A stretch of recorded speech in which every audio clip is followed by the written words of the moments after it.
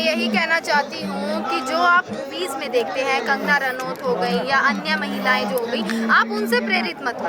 आप यहाँ आकर देखेंगे ना तो इतनी बच्चियाँ भी यहाँ पर किसानों के समर्थन में लगातार बनी हुई। इन लोगों से आप प्रेरित होइए। यहाँ पर जो महिलाएं हैं ना, ये है असली लक्ष्मीबाई, ये है असली झांसी की रानी, ये है सावित्रीबाई फुले का दूसरा रूप। इन लोगों से प्रेरित होइए। ये है असली प्रेरणा आप लोगों के लिए, जिससे आप हमेशा प्रेरित होंगे और अपनी आवाज़ उठाते रहेंगे। मैं कुछ किसानों से भी बात करता हूँ। मैं कुछ किसानों, ये जुमलेबाजी, ये अडानी जी भी, ये भाषण जी भी, इनसे काम नहीं चलेगा।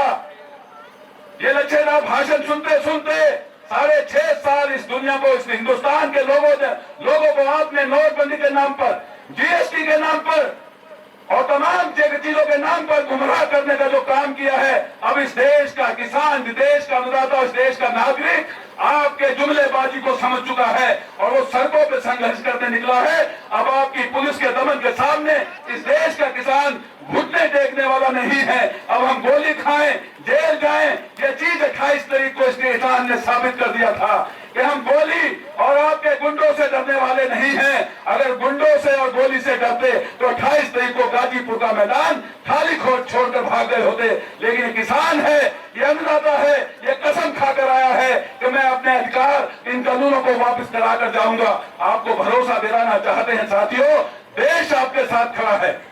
आज पूरा देश किसान एक मुट्ठी बंद होकर आपके साथ खड़ा है। आप हिम्मत करो, संघर्ष करो, अवश्य आपकी जीत होगी। जीत कर जाएंगे, हार कर नहीं जाएंगे, ये हमारा संकल्प है। इसी संकल्प को लेकर आपके साथ खड़े हैं। तारीख की गल तो मैं कहता वा जिहड़ी सरकार आज साडे रावां किसानां भाइयां दे रावां च कीला बो रही है जे ना, ते अगर साडे किसान भाई जिहड़े साडे आर्मी फौजी सारे भरा ने, ਅਸੀਂ एक ਭਰਾਵਾਂ ਦਾ ਲਿਹਾਜ਼ ਕਰਦੇ ਨੇ। ਅਸੀਂ नहीं ਚਾਹੁੰਦੇ ਸਾਡੇ ਭਰਾ ਸਾਡੇ ਕੋ ਘਾਇਲ ਹੋ ਜਾਏ ਜਾਂ ਅਸੀਂ ਉਹਨਾਂ ਕੋ ਘਾਇਲ ਹੋ ਜਾਈਏ। ਇਹ ਸਾਡੇ ਭਲੇ ਮਾਨਸ ਦੀ ਇੱਕ ਨਿਸ਼ਾਨੀ ਹੈ। ਤੇ ਮੈਂ ਆਪਣੇ ਜਵਾਨ ਫੌਜੀ ਵੀਰਾਂ ਨੂੰ, ਪੁਲਿਸ ਭਾਈਆਂ ਨੂੰ ਆਖਦੀ ਹਾਂ, ਅਸੀਂ ਆਪਣੇ ਭਰਾਵਾਂ ਵਿੱਚ ਫੁੱਟ ਨਹੀਂ ਪਾਉਣੀ। ਜੇ ਤੁਸੀਂ ਆਪਣੀ ਨੌਕਰੀ ਬਚਾਓ, ਅਸੀਂ ਆਪਣਾ ਹੱਕ ਲੈਣ ਵਾਸਤੇ ਇਸ ਤੇ ਬੈਠੇ ਹਾਂ। ਅਨਜਾਇ ਜ਼ੁਲਮ ਨਾ ਕਰੋ। ਜਿਹੜੇ ਸਾਡੇ ਭਾਈ ਤੁਸੀਂ ਆਪਣੀ ਰਿਆਸਤ ਵਿੱਚ ਲੈ ਲਏ ਹਾਂ, तो प्लीज उन्होंने उत्ते जुल्म ना हटाओ जे, क्योंकि वो तुहाडे भरा ने। सरकार सिर्फ 5 साल दी होंदी है ते तुसी 70-72 साल दी ड्यूटियां तुहानू मिली होंदियां ने। इहो जी गंदियां सरकारां पता नहीं किन्नियां होंदियां ने, किन्नियां ने जाना हैगा है ते असीं अपने परिवार विच फुट ना पाईए। तो मैं इहो गल कहनी है साडे अपने जवानां नू, तुसी आपस च भरा हो, किसी दी गल विच नहीं आउणा जी। ਤੇ ਮੈਂ ਹੋਰ ਇਹ ਗੱਲ ਆਖਦੀ ਹੈਗੀ ਨੇ ਤੇ ਗੁਰੂ ਮਹਾਰਾਜ ਜੀ ਕਹਿੰਦੇ ਹੈਗੇ ਨੇ ਕਿ ਮੈਂ ਸੱਚ 2 ਸਾਲ ਪਹਿਲੇ ਆਪ ਜੀ ਦੀ ਅਦਾਲਤ ਵਿੱਚ ਸੁਣਿਆ ਸੀ, ਜਿਹੜਾ ਜੋਗੀ ਹੈ, ਜਿਹੜਾ ਜੋਗੀ ਆਪਣੇ ਆਪ ਨੂੰ ਬਹੁਤ ਵੱਡਾ ਸੰਤ ਸਮਝਦਾ ਹੈਗਾ ਨਾ, आज वो संत होंदा ना तो इस समझौते विच कोई मसला पैदा कर देंदा। वो संत है नहीं गा।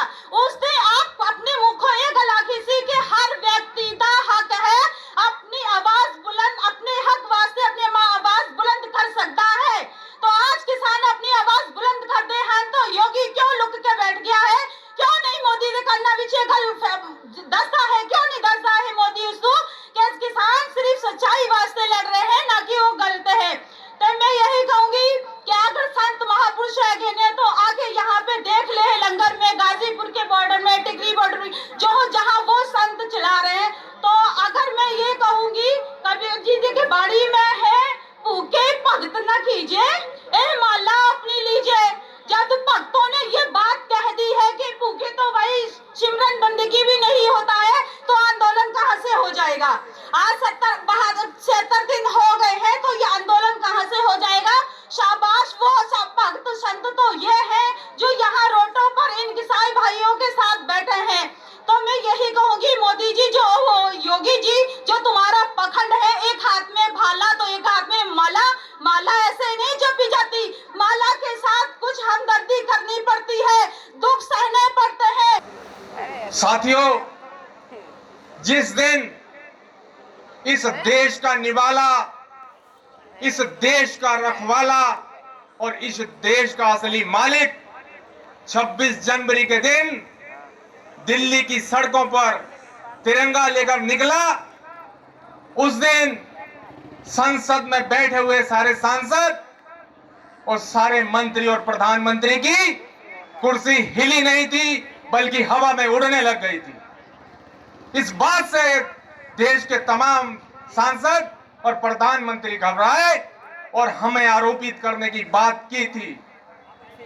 मैं इन लोगों से पूछना चाहता हूं कि देश उस दिन लज्जित नहीं हुआ था जिस दिन एक जज ने एक 12 साल की बच्ची के ऊपर एक किसी के द्वारा उसके शरीर पर गलत तरीके से हाथ फेरा था और एक जज ने यह कहा था कि यह यौन शोषण का मामला नहीं है, इसमें त्वचा इस पर स्पर्श नहीं हुआ है। उस दिन देश लज्जित नहीं हुआ था।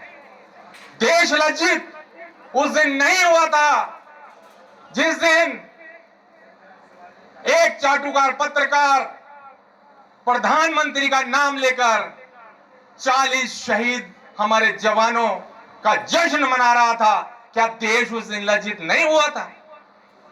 देश उस दिन लज्जित नहीं हुआ था जिस दिन एक बलात्कार की पीड़ी बच्ची जिसका अंतिम संस्कार रात के 12 बजे संगीनों के शहर में किया गया था।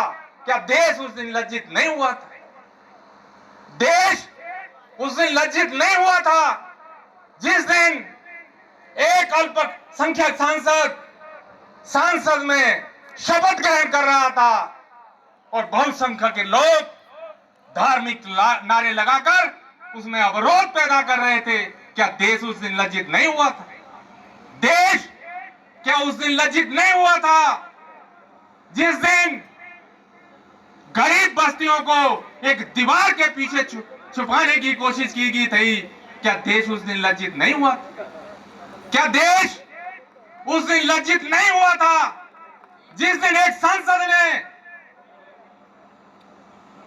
राष्ट्रपिता के हत्यारे को देशभक्त बताया था? क्या देश उस दिन लज्जित नहीं हुआ था? तमाम घटनाएं हैं ऐसी, मैं कितनी घटनाएं गिनाऊं।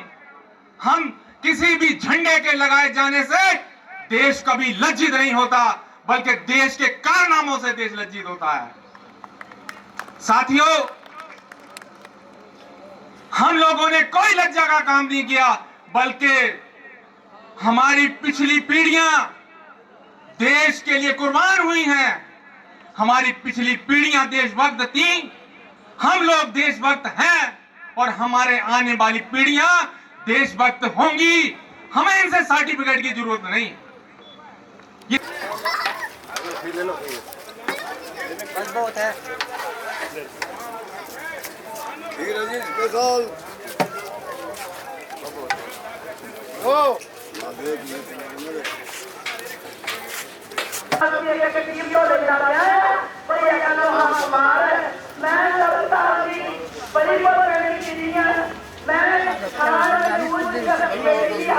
हौसला बढ़ाते रहे।